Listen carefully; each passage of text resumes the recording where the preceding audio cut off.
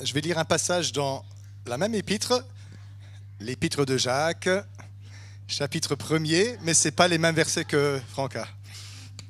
On va lire Jacques 1, 16 à 18. Je vais commencer ce matin, courtement, parce qu'il ne reste plus de temps.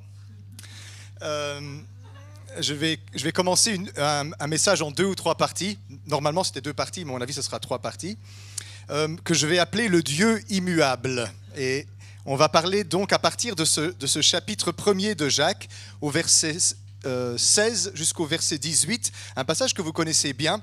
Et je crois qu'aujourd'hui, je vais faire simplement l'introduction. Donc, Jacques, le frère de Jésus, il dit ceci: « Ne vous y trompez pas, mes frères bien-aimés. Toute grâce excellente et tout don parfait descendent d'en haut, du Père des Lumières, chez lequel il n'y a ni changement, ni ombre de variation. Il nous a engendrés selon sa volonté, par la parole de vérité, afin que nous soyons en quelque sorte les prémices de ses créatures. » Alors c'est un passage qui a été souvent commenté, que vous connaissez bien, je pense, même certains, peut-être vous le connaissez par cœur. Dieu est le Père des Lumières, chez lequel il n'y a ni changement, ni ombre de variation.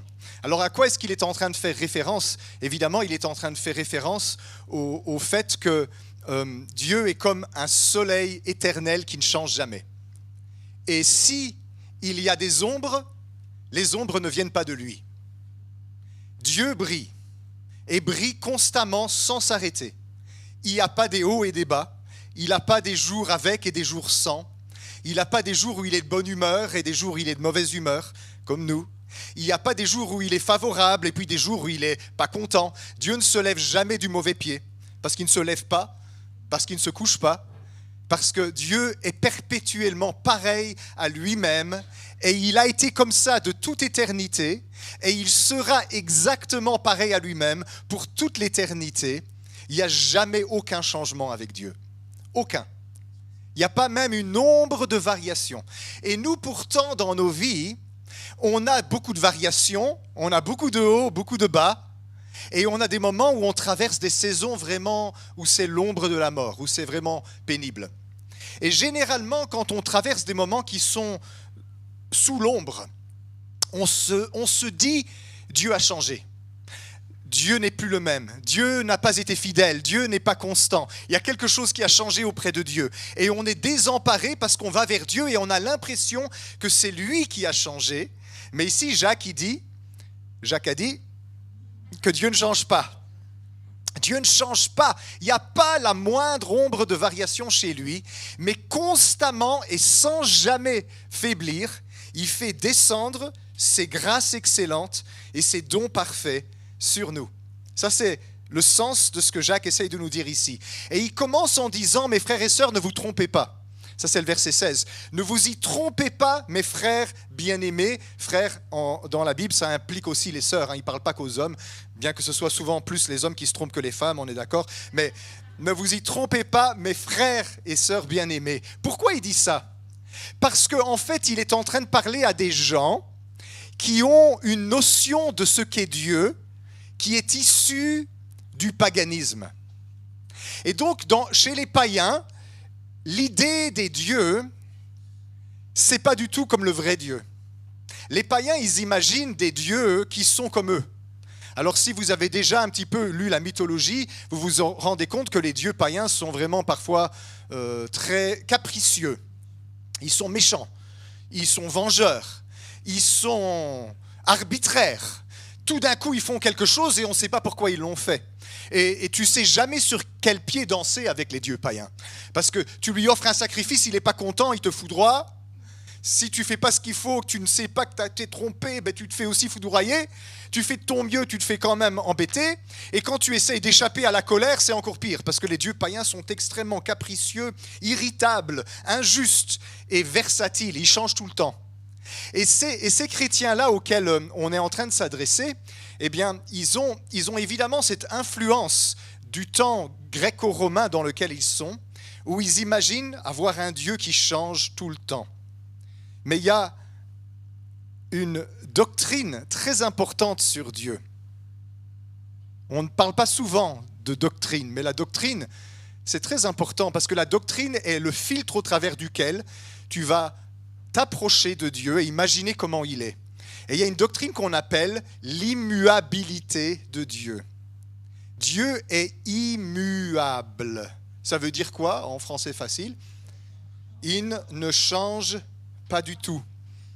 Dans Malachie, au chapitre 3, verset 6, Dieu dit ceci: « Je suis l'Éternel, je ne change pas, et vous, enfants de Jacob, vous n'avez pas été consumés. » Et parce que les enfants de Jacob ont été souvent infidèles à Dieu, mais Dieu dit « Moi, je ne change pas. » Parce que si j'étais versatile et changeant, ça ferait longtemps que j'aurais fait comme les dieux païens, exploser, grillé, foudroyé, englouti.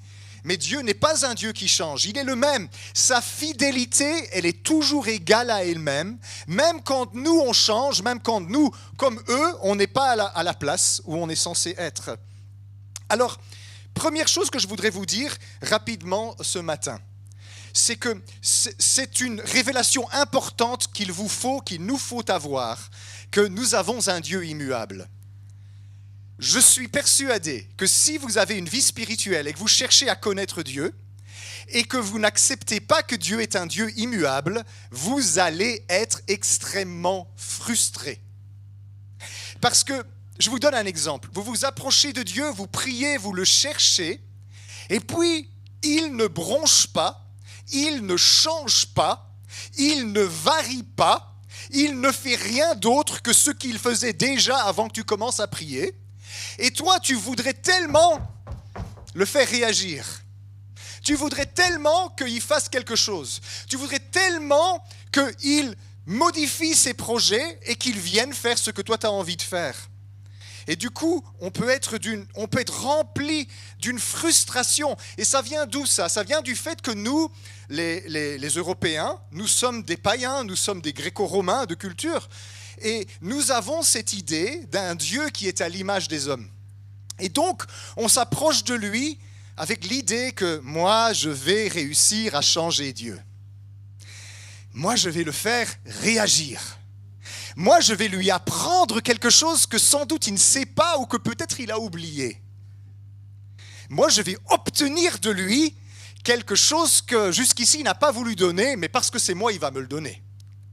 Moi, je vais l'amadouer jusqu'à ce qu'il cède parce que je voudrais que Dieu me fasse plaisir. Et même parfois, dans les églises, je vais le manipuler par des rituels et des formules pour arriver à le faire quelque chose que moi j'ai envie de faire.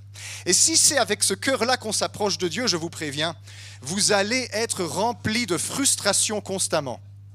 Parce que quand tu te démènes et que tu te débats et que tu tapes du pied et que tu cries et que tu soupires et que tu te tapes sur la tête ou que tu tapes sur la tête des autres, Dieu, il est immuable. Il est comme ce parent mûr et sage qui ne se laisse jamais provoquer par les crises des enfants. Vous savez, la majorité des parents, on manque certainement de maturité parce que quand l'enfant fait des grimaces, on pète un câble avec lui. Ça arrive souvent. L'enfant est en colère, tu te mets en colère. Mais moi, je me souviens, dans mes années d'école, les profs qui savaient rester d'un aplomb parfait et qui ne réagissaient pas aux crises, ils ne réagissaient pas aux flatteries et ils ne réagissaient pas non plus aux crises de colère. Ils étaient toujours pareils, égaux à eux-mêmes. Vous savez, ce sont ces profs-là qui m'ont le plus appris. Ils m'ont appris que être un pédagogue, que aider les gens, c'est de ne pas réagir à toutes leurs grimaces et tous leurs caprices, mais c'est de rester stable et de poursuivre inlassablement le but qu'on s'est fixé. Alors s'il y a des profs qui sont comme ça, sachez que Dieu, il est 10 000 fois, 100 000 fois, 1 million de fois plus stable encore. Et je suis persuadé qu'à plusieurs reprises dans votre vie, vous vous êtes retrouvés devant Dieu en train d'essayer d'obtenir de lui quelque chose, essayer de changer son opinion, essayer de le faire réagir. Mais Seigneur, fais justice. Mais Seigneur, exauce-moi. Mais Seigneur, ne vois-tu pas que je péris? Mais Seigneur, ne vois-tu pas que j'ai besoin? Et on fait des crises comme ça devant Dieu. Oh, je vais jeûner une semaine parce que tu vas m'exaucer, tu vas voir. Et après la semaine, il n'y a toujours rien qui a changé, à part que tu as très faim. Et que tu as perdu 2 kilos de rétention d'eau. Et Dieu, il est toujours là, bienveillant, calme, serein, bon, tranquille, doux. Et il continue de poursuivre le but qu'il a commencé. Et souvent, ce que j'ai entendu dans mes moments d'immaturité, c'est « Ça y est, t'as fini ?» « Ça y est, j'ai fini, Seigneur. » Et beaucoup de détours et beaucoup de grimaces et beaucoup de formules et beaucoup de plaidoyers et de tentatives de le faire changer aboutissent au même point. On revient, on dit « Ok, je me soumets à ton plan. Tu sais mieux que moi ce que tu es en train de faire. » Et je vais vous dire, heureusement que Dieu ne réagit pas, mais qu'il agit seulement, parce que le monde serait catastrophique. Seigneur, semaine prochaine, tu me fais gagner au loto. Ouais, mais vous avez déjà vu Bruce Tout-Puissant ? Quand il était fainéant de répondre à toutes les prières, il a mis oui à tout le monde. Et tout le monde a gagné au loto la semaine suivante. Et donc tout le monde a eu 1 euro, parce qu'il n'y avait plus rien dans la cagnotte, parce que tout le monde a gagné. Alors imaginez ce Dieu versatile qui exauce l'agriculteur, qui dit « Seigneur, fais pleuvoir sur mon champ. Mais moi, je veux partir en vacances. Seigneur, qu'il y ait un beau soleil aujourd'hui. » Et l'autre, il dit « Ah, moi, j'aime pas le soleil, je veux un bon vent. » Eh bien, si Dieu, il écoutait tout le monde serait un chaos.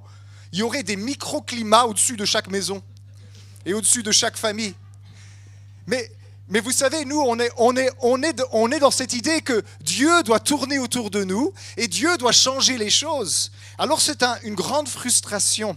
Les Américains, ils ont un slogan qu'ils répètent tout le temps. C'est « Dieu est bon en tout temps ». En tout temps, je vois que vous êtes de bons Américains. God is good all the time, God is good. Dieu est bon en tout temps. Mais quand on dit en tout temps, vous savez ce que ça veut dire ? Même quand ce n'est pas un bon temps pour moi. Même quand ce n'est pas un bon moment pour moi, Dieu est quand même bon. Il est quand même bon. Même quand je ne comprends pas. Même quand les choses ne se passent pas comme moi j'ai envie. Même quand je n'arrive plus à voir sa bonté. Même quand je n'arrive pas à le faire réagir et que je saute sur ma tête pour le forcer à faire quelque chose et qu'il ne fait rien. Il est quand même bon en ces moments-là. Même quand tout ce qui se passe c'est désagréable.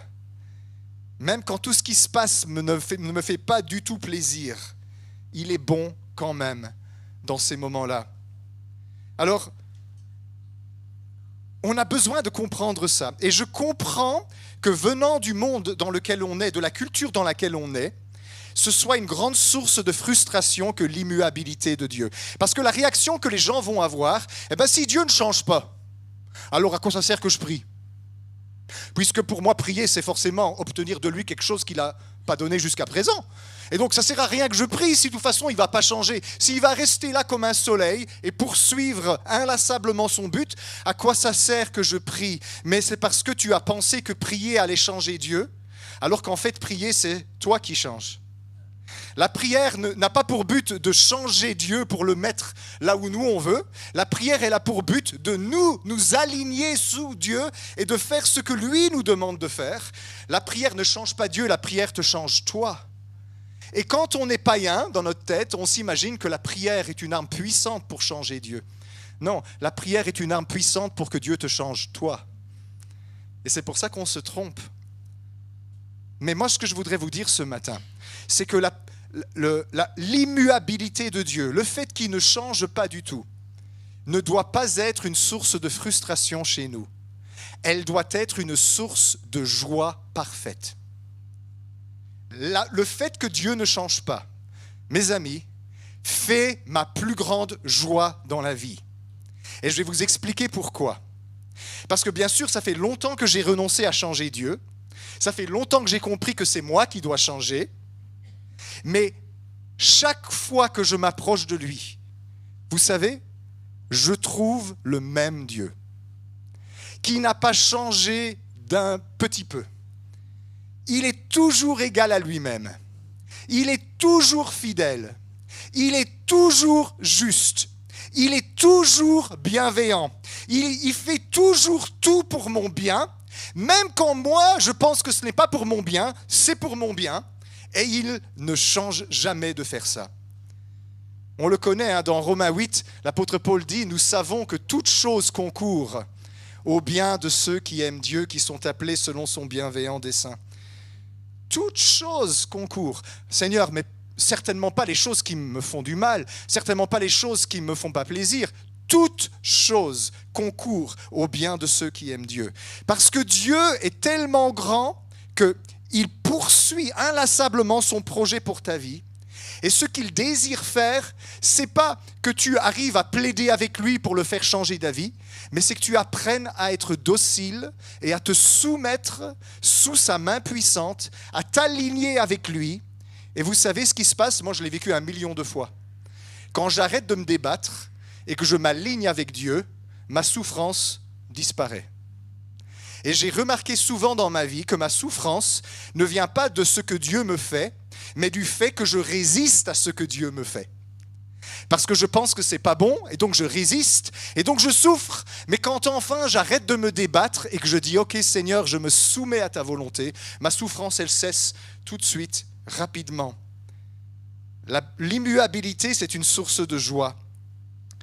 Quoi que ce soit que tu traverses, il est là pour toi, disponible, sans caprice, sans favoritisme.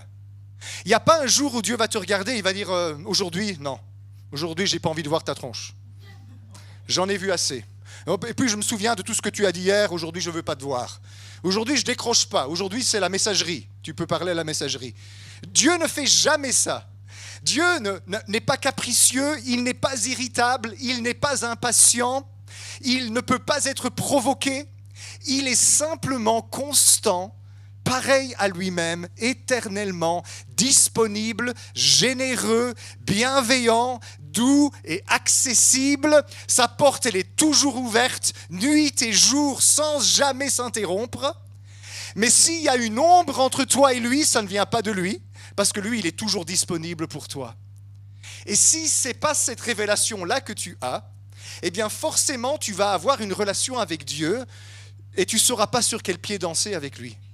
Parce que tu ne sauras pas qu'est-ce qu'il a dans la tête. Tu ne sauras pas si aujourd'hui il est content, si aujourd'hui il est fâché, si aujourd'hui tu dois demander pardon, si aujourd'hui tu dois dire merci, si aujourd'hui tu dois dire s'il te plaît. Tu vas être toujours en train de marcher sur des œufs parce que tu ne sais pas dans quel sens la girouette de Dieu est tournée.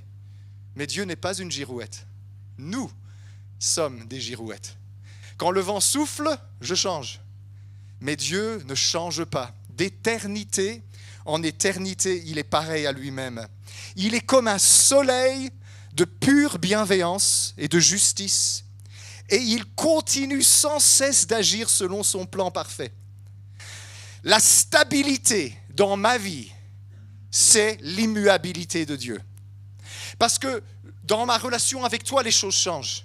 Dans ma relation avec moi-même, les choses changent. Dans ma relation avec la vie, avec mon corps, avec mon âme, avec mon esprit, avec mon voisin, avec ma femme, avec mes enfants, avec mon chat, les choses changent. Bon, le chat, il est quand même plus stable, c'est vrai. Il est toujours désagréable, lui. Toujours désagréable, mon chat. Il est stable dans sa désagréabilité. Mais c'est un chat, c'est normal. Si je voulais un animal qui m'adore, j'aurais acheté un chien. Le chat, il est toujours également méprisant, condescendant. Je dis viens, il me regarde. Et ça veut dire force-moi. Essaye un peu, tu vas voir. Mais les choses changent dans cette vie. Les choses changent. Les choses changent. Je change, tu changes. Tu as changé. Nous avons changé. Le temps change, le monde change, la société change, les réalités changent. Mais qu'est-ce qui fait ta stabilité dans ta vie? C'est ce fait-là que quand tu entres dans la présence de Dieu, tu as en face de toi exactement le même Dieu que Moïse avait en face de lui il y a 3500 ans. Quand Moïse contemplait Dieu il y a 3500 ans, l'expression qui est sur le visage de Dieu, c'est exactement la même qu'il a maintenant en te regardant toi. Quand Jésus était sur cette terre et qu'il regardait le visage de son Père et que son Père disait « Tu es mon Fils bien-aimé en qui j'ai mis toute mon affection », eh bien, faites une photo de ce visage-là parce que ce visage-là, il est encore en train de te regarder exactement pareil aujourd'hui. Il n'y a aucun changement chez Dieu. Il n'y a pas un jour où son sourire est à l'envers. Son sourire est toujours à l'endroit. Parce qu'il est amour et il est pure bienveillance à notre égard. Et chaque fois que nous avons affaire à une image de Dieu qui n'est pas comme ça, c'est parce que nous avons résisté à ses projets. Nous nous sommes fait mal. Nous avons frappé contre quelque chose qui ne bougeait pas. Au lieu de simplement s'installer dans l'immuabilité de Dieu, celui qui est toujours pareil, qui avant la création, dans l'éternité, il était comme ça, et après toute chose, quand cet univers sera terminé, il sera encore exactement pareil à ça. Et il est là devant toi, et il dit, il faut que tu rentres dans mon immuabilité, et que tu comprennes que ce n'est pas une source de frustration, c'est une source de secours et de douceur. Parce que Dieu ne change pas. En pratique, ça signifie qu'il est toujours là pour toi. Il est toujours disponible. Il est toujours favorable. Il est toujours fidèle. Il ne fait aucun favoritisme. Quand tu regardes ton voisin et que tu te regardes toi, tu te dis « mais il aime mieux celui-là que moi ». Non, il est exactement pareil avec lui qu'avec toi. C'est un passage qui n'arrête pas d'être répété dans l'Écriture. Il n'y a aucun favoritisme auprès de Dieu. Mais regardez comment c'est. Quand je regarde mon voisin et que je vois qu'il est béni et que moi je ne me sens pas béni, j'imagine que Dieu n'est pas le même avec moi qu'avec lui et je suis jaloux. Et alors Caïn et Abel, ça s'installe. Parce que Abel, il a l'air d'avoir de la bénédiction et moi j'en ai pas, alors je suis fâché avec Abel. Mais je ne me rends pas compte qu'en fait, c'est mon cœur qui n'est pas à sa juste place. Vous savez, vous allez prier, vous allez chercher Dieu. Dieu ne va pas bouger d'un iota. Mais c'est vous qui allez vous aligner avec lui. Et je peux vous promettre quelque chose. Si vous vous alignez avec Dieu dans la repentance et dans la foi, il sera pareil avec vous qu'il a été avec tout le monde. Qu'est-ce qui demande toujours Dieu? C'est repentez-vous et croyez à la bonne nouvelle. Jésus, son message était très simple. Les temps sont accomplis, le royaume des cieux s'est approché de vous, repentez-vous et croyez à la bonne nouvelle. Quand on demande à Pierre, le jour de la Pentecôte, qu'est-ce qu'il faut faire? Eh bien Pierre, il dit, repentez-vous, croyez à la bonne nouvelle et vous recevrez le don du Saint-Esprit. C'est très simple, parce que vous savez, nous on s'imagine que Dieu est capricieux et qu'il ne va pas m'envoyer sur moi ce qu'il a envoyé sur l'autre. Mais Dieu ne fait aucun favoritisme. Il est sans cesse pareil à lui-même. Et qu'est-ce que c'est se repentir et croire? C'est sortir de ma position de désobéissance, de ma position où je suis dans des erreurs et parfois même des horreurs, et de me positionner sous sa bienveillance et de simplement lui faire confiance. Dès que je fais ça, eh ben je découvre le Dieu qui est pareil pour tout le monde. Et on a besoin d'avoir ça dans notre vie. Parce que si moi je ne peux pas compter sur ce Dieu qui ne change pas, comment est-ce que je peux vous annoncer la bonne nouvelle? Ma bonne nouvelle, ça va être, je pense que Dieu peut-être, s'il est bien disposé aujourd'hui, te bénir. Peut-être que si aujourd'hui il n'est pas fâché, et qu'aujourd'hui c'est un bon jour pour lui, peut-être qu'il va dire oui et qu'il va bénir. Est-ce que c'est ça prêcher la bonne nouvelle? La Bible, elle dit, toutes les promesses de Dieu, aussi nombreuses soient-elles, sont oui et amen en Jésus-Christ. Et ça signifie qu'en fait, notre Dieu ne change pas. Il est pareil, il est généreux, il est bienveillant et il exauce les prières. Il exauce parfois les prières qu'on aurait dû faire quand on prie mal. En pratique, tu as besoin de consolation? Bienvenue, elle est disponible en tout temps. Tu as besoin d'amour? Bienvenue dans la présence de Dieu. Il est une source inépuisable d'amour, disponible à toute heure du jour. Tu es désespéré? Bienvenue, il est une source infinie d'espérance. Il ne va jamais te désespérer et te laisser tomber. Tu ne sais plus quoi faire, tu es perdu, tu es déboussolé? Bienvenue, Dieu est une source infinie de sagesse. Il va falloir que tu apprennes à te connecter à cette source-là. Tu te sens seul? Bienvenue. Il est la meilleure compagnie dont tu puisses rêver. Tu es perdu, tu te sens tellement loin de la lumière. Tu as l'impression de ne plus savoir sur quel pied danser, à quel sein te vouer, comme on dit en français. Il est la lumière, lui-même, elle-même. il est la lumière qui va te sortir de tes ténèbres. Tu es opprimé par les démons. Tu te sens persécuté, ta tête, elle va exploser tellement tu as des problèmes. Bienvenue, il est le libérateur, toujours prêt à te délivrer de tes ténèbres. Dieu ne change pas. Et je peux vous promettre une chose, et je vais conclure parce que mon temps est déjà écoulé, mais je peux vous promettre une chose. Jésus a dit, en aucun cas, je ne mettrai dehors ceux qui viennent à moi. Ça signifie quoi ça? Ça signifie que nous avons un Dieu qui est constamment généreux et disponible. On a un Dieu qui est fiable, qui est fidèle, qui est constant, sur lequel on peut vraiment, vraiment compter. Et au lieu que cette immuabilité de Dieu soit une source de frustration pour toi, ça devrait au contraire être une source d'encouragement et de joie constante dans sa présence. Parce que dès que je ferme la porte de ma chambre, dès que j'éteins la lumière et que je commence à prier mon Père qui voit dans le secret, vous savez, je retrouve le visage dans l'esprit, bien sûr, pas physiquement. Je retrouve le visage qui me regardait déjà hier. Je retrouve le sourire sur lequel je peux toujours compter. Je retrouve la présence qui jamais ne diminue. Je retrouve l'amour qui m'accepte inconditionnellement, quelles que soient les circonstances dans lesquelles je suis. Je découvre un Dieu qui ne m'aime pas plus quand je suis gentil et pas moins quand je suis méchant.